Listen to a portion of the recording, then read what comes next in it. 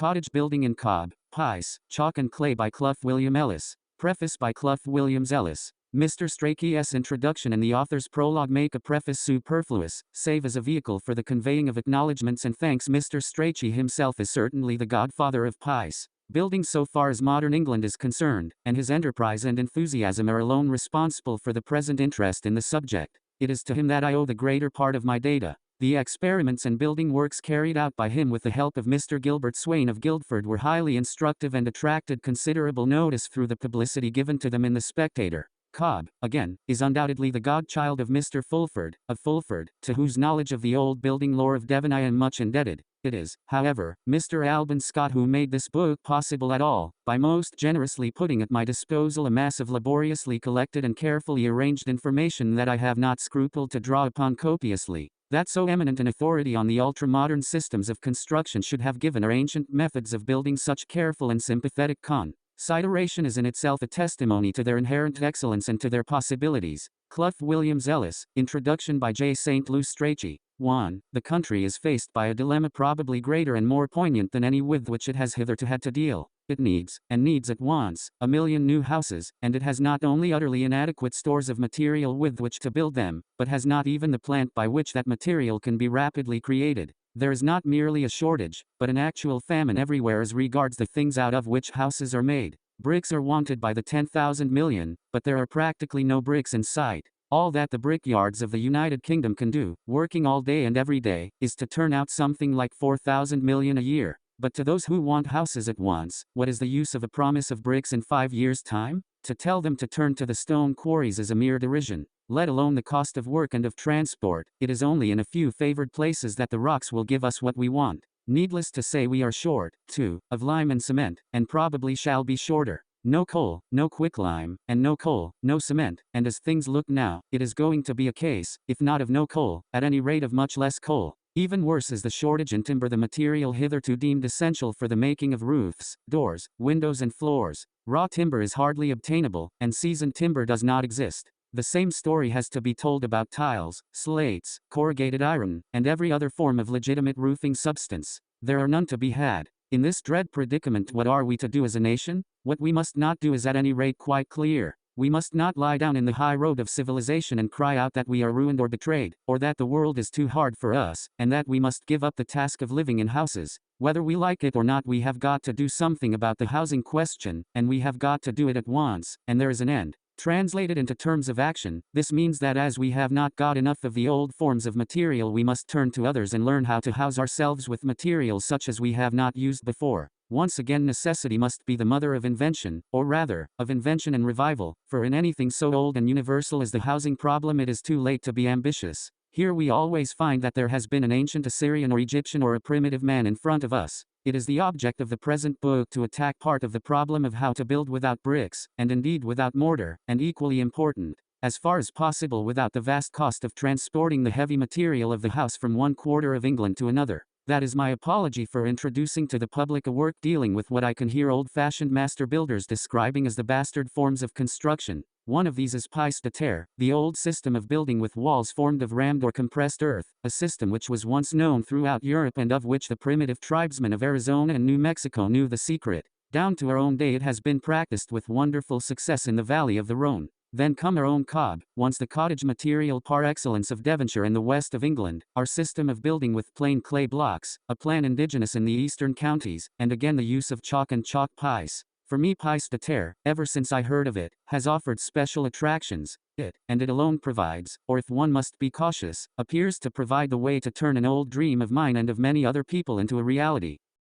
My connection with the problem of housing, and especially of rural housing, i.e. cottage housing, now nearly a quarter of a century old, has been on the side of cheap material. Rightly or wrongly, I know that many great experts in building matters think quite wrongly. I have had the simplicity to believe that if you are to get cheap housing you must get it by the use of cheap material. It has always seemed to me that there is no other way. What more natural than first to ask why building material was so dear, and then what was the cause of its dearness? I found it in the fact that bricks are very expensive things to make, that stones are very expensive things to quarry, that cements are very expensive things to manufacture, and worst of all, that all these things are very heavy and very expensive to drag about the country, and to dump on the site in some lonely situation where cottages or a small holder's house and outbuildings are, to use the conventional phrase, urgently demanded. Therefore, to the unfeigned amusement, nay, contempt of all my architectural friends, I spent a great deal of my leisure in the years before the war in racking my brains in the search for cheap material. My deep desire was to find something in the earth out of which walls could be made. My ideal was a man or group of men with spades and pickaxes coming upon the land and creating the walls of a house out of what they found there. I wanted my house, my cottage in cloud cuckoo land, to rise like the lark from the furrows. But I was at once dissuaded from my purpose by cautious and scientific persons.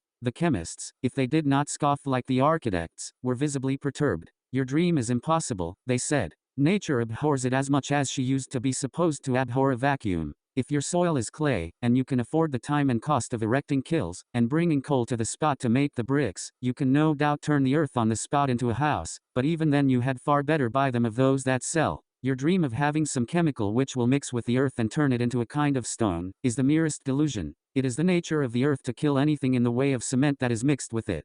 For example, even a little earth will kill concrete or mortar. Unless you wash your sand most carefully, and free it from all earth stain, you will ruin your concrete blocks. I appeared to be literally up against a brick wall. It was that or nothing. And then, and when things seemed at their very worst, a kind correspondent of the Spectator showed me a way of escape. I felt like a man lost in underground passages who suddenly sees a tiny square of light and knows that it means the way out. Somebody wrote, from South Africa I think, asking why I didn't find the thing I wanted in pise de terre, much used in Australia, and occasionally in Cape Colony. Then came a rush of enlightenment. People who had seen and even lived in such houses wrote to the Spectator, and the world indeed for the moment seemed alive with pise de terre. I was even lent the Farmer's Handbook of New South Wales, in which the state government provides settlers with an elaborate description of how to build in pise, and how to make the necessary shuttering for doing so. It was then, too, that I began to hear of the 17th and 18th century buildings of pise in the Rhone Valley. In fact, everybody but I seemed to know all there was to be known about pise de terre.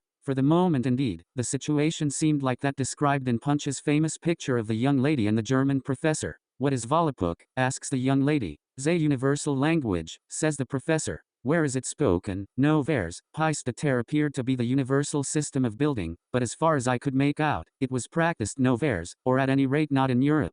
2. I had got as far as the position described above, when down swept the war upon Europe, and everything had to be postponed in favor of the immediate need of filling the ranks of the nation's army and teaching the men how to fight our enemies. As the war went on, however, the demand for rapid, cheap, and temporary building became very great, and I felt I should be justified in trying some experiments with pise de terre, even in spite of the difficulty of obtaining labor. I think I can best illustrate the nature of pise and what it can do, and I believe will do, if I shortly recount in chronological order these humble pioneer efforts. In the summer of 1915 I found that it was necessary in the interests of the hospital established in my house to find a place in which to store apples, for the men in blue consumed them in incredible quantities. I thought I would try pise. Accordingly, I had some shuttering made on the Australian model, not splendid scientific shuttering such as is described in the body of this work, but still shuttering quite sufficient for the purpose. With great rapidity a little fruit house was put up, roofed with boards, and covered with blocks of compressed peat in order to make a roof which would be both vermin-proof and also keep out the heat and the frost. In my ignorance and my hurry, I now find that I violated every sound rule of pise construction. I built the walls during a week of rain, when the earth was wet, which was a great mistake, and I did not clear out the stones, which was another error that prevented the walls from being homogeneous. Worst of all, as soon as the walls were built, and very pretty walls they were, looking something like soft brown marble, I painted them over with tar, which of course would not enter the wet wall, but only made a skin, which in a few months peeled off exactly like the bark off a plane tree. Yet in spite of this ignorant mishandling of my material, the little fruit house is still standing and sheltered till January. The few apples nature allowed us to gather last autumn. It looks disreputable, but there has been no structural collapse, nor will there be. No sooner was the fruit house finished than I was met by the demand of my wife, the commandant of the hospital, to add to my house a patient's dining ring room, which would be bright, dry, airy, warm, and comfortable, and be large enough for 40 men to have their meals in, and to use as a sitting ring room during the rest of the day. The local builder said that it was impossible to make a wooden addition, for there was no wood to be procured, or to build in bricks, since my house stands 600 feet above the sea on an isolated chalk down. Croesus would have found it difficult at that time to build on my site, and for the ordinary economic man Elham Aquarence Ecus, it was quite impossible. But the room had got to be built, for the men were there, and built at once, since the out-of-door life of July and August could not continue. There was nothing to do but to fall back upon pise. I decided to be ambitious and to experiment, not merely in pise de terre, but in what I then thought and perhaps rightly was a new form of pise, i.e. pise de craie or compressed chalk. My shuttering therefore was put up. A hole not very far off was dug in the earth, the chalk which was almost at the surface was quarried out, and we began to build the wall. Candid and contemptuous friends telling us of course that the chalk wall would never stand the frosts in so exposed a position, and that the wall, if made, would certainly explode. Everyone worked at that wall, the nursing staff, the coachman, an occasional visitor, a schoolboy, a couple of Boy Scouts, members of the National Reserve who were guarding a vulnerable point close by, and even some of the patients. Patients as a rule will endure any toil with the utmost good temper if it is for the purposes of sport. If the task is useful it does not interest them. Still, a wall which might explode offered a certain attraction. We worked with more zeal than discretion, but happily I had it in my mind that homogeneity was the essential, and therefore the hard nuggets of chalk as they were thrown into the shuttering to be compressed by the rammers were first chopped up with spades, much as one minces meat. The wall had no foundations. In pise you can make your foundations, so to speak, as you go, through the simple process of ramming. Anyway, and to cut a long story short, the wall was made, was able to receive the roof, for which happily the local builder found some material, and not only did the wall stand, but showed a very creditable exterior. Its weight was of course enormous, for there were some 20 tons of chalk put into it. In spite of the irregularity of the labor it did not take more than 10 or 12 days to build. To prevent the wet and frost getting into it, I painted the main front with a patent liquid material for rendering walls damp-proof. The chalk pise wall not only served its purpose, but served it very well. The room proved extraordinarily warm and comfortable, largely owing no doubt to the fact of a solid, very dry, I-8 wall on the northeast side. 3. My next venture was in response to an urgent appeal from a farm tenant to build him a wagon house. The result is seen in the accompanying illustration. This building, about 40 feet by 30 feet, was made purely of earth, but some experiments were tried in the way of introducing hurdles into the shuttering in order to afford a surface to which plaster could easily cling. Suffice it to say that the plain earth, without plaster or any covering, more than justified itself. One part of the wall is very much exposed to the weather, but it has stood the rains and the frosts of 3 very bad winters without turning a hair. Lovers of the picturesque may like to know that it presents a pleasant face of light ochre, upon which a pale green efflorescence of lichen has appeared of late. Anyway, the frost has not touched it. 4. Next I made some experiments in chalk farmyard walls. Unfortunately, however, one of these, which was not made homogeneous by chalk mincing, i.e. in which the nuggets of chalk were not properly broken up, got the wet into it, and true to the candid friend's prophecy did literally explode in the big frost of 1917 to 1918. Another very pretty chalk wall is, however, standing to this day. But though chalk pise will, I think, do well if properly made and properly protected, it is somewhat of a doubtful material for anything except a building with a good overlay of roof. Another structure put up by me was a largish gardener's potting shed. This was built purely of earth, and in dry weather. When the walls were perfectly dry, the local road authorities kindly came with their tar spray and sprayed it with hot tar, with most excellent results. The hot tar really entered instead of merely making a skin, with the result that the external walls thus treated resembled a section of tarred road stood up on end. I may add that I lent my pise shuttering to a Guildford volunteer battalion, who in a 10-hour day, or rather, 2 days of 5 hours each, built an excellent hut about 20 feet square and 10 feet high, and thus showed that a platoon might house themselves with pise in a day, provided they had roofing material ready. This building had subsequently to be destroyed, because the ground on which it stood was wanted for another purpose. When it was knocked down the housebreakers were astonished at the strength and tenacity of the walls, yet the earth out of which they were made was particularly bad as one of the volunteers expressed it, not earth, but merely leaf mold and horse manure. The site had, as a matter of fact, been a suburban garden for at least 200 years. 5. Before I leave the record of these terrestrial adventures I may note that in the early stages I received a great deal of help and encouragement from General Sir Robert Scott Moncrieff. He was indeed so much struck by them that he drew up a series of instructions for walls of pise work which were issued to all engineer companies at the front in case they might have opportunities for experimenting. These instructions were based upon the Australian book and embodied the very simple form of shuttering there recommended. The diagram that accompanied them is reproduced in the appendix to the present volume. 6. Pise and molds. There is one thing more to be said about pise. I believe that a useful development of the system may be found in the plan of ramming earth into molds and making earth blocks, something like concrete blocks. Molds of this kind are easy to make and are specially suitable when the soil is somewhat clayey in its nature. They have the advantage of being much cheaper than shuttering, and of being capable of being handled by one man without assistance. With a strong wooden mold and a good rammer, a smallholder may easily build his own pigsty, his own chicken house, and all the small outbuildings he requires, if not indeed add an extra room to his house. I am at present experimenting with these blocks, and only yesterday had the pleasure of seeing a sergeant, RAMC, discharged through ill health and now trying to turn himself into a smallholder, building a pigsty with the help of one of my molds. 7. Apropos of the elusive universality and yet non-existence of pise work, the following personal anecdote or footnote to compressed earth may amuse my readers. Happening to be sleeping in a bedroom at Brooks's Club in 1916, I noticed a charming Regency bookcase full of old books. Among them was a copy of a Cyclopedia of 1819. I thought it would be amusing to see whether there was any mention of pise de terre. What was my astonishment to find that what I thought was my own special and peculiar hobby and discovery was treated therein at very great length and with very great ability, but treated not in the least as anything new or wonderful, but instead as this well-known and greatly appreciated system of building, etc. etc. To complete the irony of the situation, the fact was mentioned that a Mr. Holland had lately sent to the Board of Agriculture a memorandum as to how to put up houses and farm buildings in this form of construction. My hair rose on my head, for I had just committed a similar official indiscretion myself, and had been bombarding appropriate authorities with what I thought must be a complete novelty. Truly, one can never be first or do anything new. It is always in the files, as Mr. Kipling says. Even in our most original moments we only keep on feebly imitating somebody else. The claim to originality is nothing but a muddy mixture of pride and ignorance. What did, however, somewhat amaze me was the calm statement of the Cyclopedia that this system of building was now well known in the counties of, and then came the names of practically all the counties of southern England. And yet I had been keenly on the lookout for such buildings for several years. The cynic will say that they had all fallen down.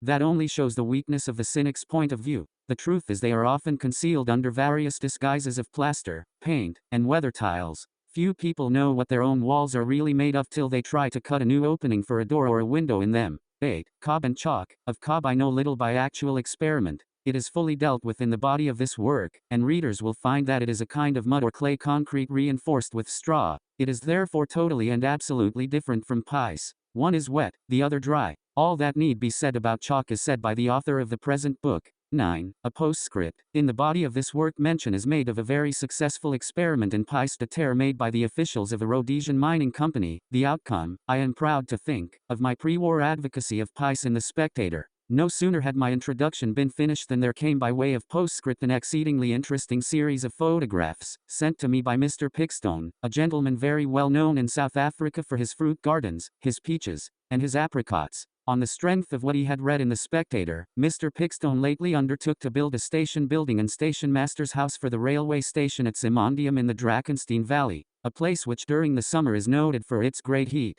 In the January number of the South African Railways and Harbours magazine, Mr. Pickstone gives a detailed account of his bold and successful experiment and illustrates it by a reproduction of some of his photographs. Here is his own account of what he did. It must have been about 18 months ago that the railway administration decided to promote Simondium siding to the dignity of a station. As a siding, it had always been a busy place in the fruit season, during which time a permanent checker had for some years been kept quite busy, his accommodation being a couple of small tin shanties, and he had been accustomed to board out where he could. Now we were to have a pucka station master and, presumably, suitable premises. The department quickly got to work and the station master's house arrived. It was what one might call a second-hand, or even a third or fourth-hand one, consisting of the inevitable sheets of galvanized iron and the ever-essential Oregon and Swedish timber. Our new station master also shortly afterwards arrived, and turned out to be a married man with a wife and 4 children. The station master was not a grouser, but during the hot summer, and it is terribly hot in the Drakenstein Valley during that time of the year, he complained to me that it was almost impossible to hold on,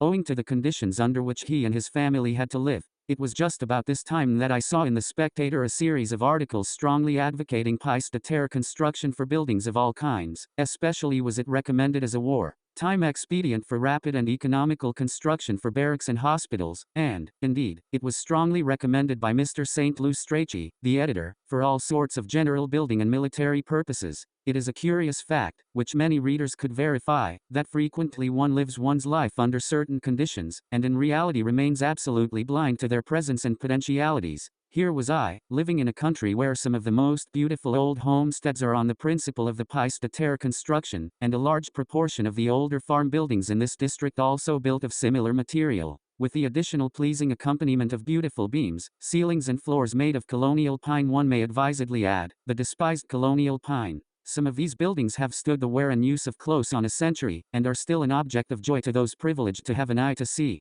Here lived I, as I say, blind to its potentialities for today, although it had been clearly appreciated and carried out with the most charming and solid results by our great-grandfathers in the old slave labor days. The supervising architect, Mr. Kendall, who was responsible for carrying out the work to the admirable design of Mr. Herbert Baker, gives the following description of the way the work was actually executed, which contains several very useful hints. The construction of walls determined upon was that known as pise de terre, consisting of earth walls some 18 inches to 24 inches thick, which owe their solidity to a simple process of ramming between wooden casings previously placed in position on both sides. These walls are built in stages of some 3 feet in height, the wood casing being raised at intervals as required. The frames for doors and windows are placed in position at the right time, and anchored into the walls by means of long hoop iron ties. These walls, when completed, give a surface almost as hard as burnt brick, but the external angles present a slight point of weakness, as from their exposure they would be naturally inclined to chip away in cases of rough usage. In order to overcome this, it was arranged that irregular brick coins should be embedded in the angles all the way up as the work proceeded. The walls, when completed, were then plastered and whitewashed, and present as good an appearance as more expensively plastered brickwork. As additional security, the weather sides were given, prior to whitewashing, a coat of hot gas tar direct on the plaster, which in all exterior work was lime plus 10% cement. The roofs are of thatch with a fairly good overhang at the eaves in order to form a protection for the walls. On one point, however, we may reassure Mr. Kendall. I do not think he need be afraid of his walls being destroyed by the weather even if he has no overhang. Part of a pise wall in my cartshed, built in a very exposed situation, has no overhang. Further, the wall is not covered by cement or any other protective covering. The compressed earth was left quite bare, and yet the 3 worst winters of alternating wet and frost known for many years have made no impression upon the wall. It seems to be both rain-proof and frost-proof. I may add that Mr. Pickstone informs me in a letter dated February 19 that the pise walls have proved an enormous success from the point of view of protection from the heat. Whereas in an iron building lined with wood the temperature in the hot weather went up to 104 degrees Fahrenheit, in the station master's pise de terre dining room the thermometer registered only 86 degrees. Those who have ever lived where such temperatures prevail will note the immense advantage gained by the pise walls. Such temperatures try strong men and women, and for children they are positively death-dealing. With so successful an experiment as that at Simondium before my eyes, I am beginning to feel that I may live to correct my view that this universal system of building is practiced nowheres. 10. Pliny on pise de terre. Now for something which I have kept as the bonne bouche of my earthy story. At the end of my researches and experiments I found that Pliny has got it all in his Natural History in 6 lines. There is no need for more words. Have we not in Africa and in Spain walls of earth, known as formation walls? From the fact that they are molded, rather than built, by enclosing earth within a frame of boards, constructed on either side. These walls will last for centuries, are proof against rain, wind, and fire, and are superior in solidity to any cement. Even at this day Spain still holds watch towers that were erected by Hannibal. Pliny's Natural History BK 35, Chapter 48. JST, Lou Strachey.